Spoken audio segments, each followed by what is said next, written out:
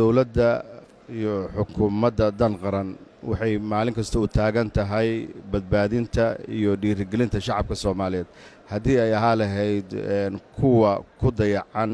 dhulalka miyiga ah ee khawaarijta ay dul taagan tahay ama la daaldhacaya abaaraha isdaba jooga noqday ee roob yarida ay sababtay iyo kuwa kale iyagana dunida dacladeeda ku dhibaataysan ama tahriibay waxaan ugu baaqayaa dhalinyarada Soomaaliyeed kuwa qurbaha ku dhibaataysan ee tahriibka meelaha ku jira in dalkooda hooyo ay ku soo noqdaan dhul waa dhulkaagi dal waa dalkaagi waa ku boorinaynaa inay iska duwaan geliyaan dhammaan safaaradaha aan ku leenahay daafaha caalamka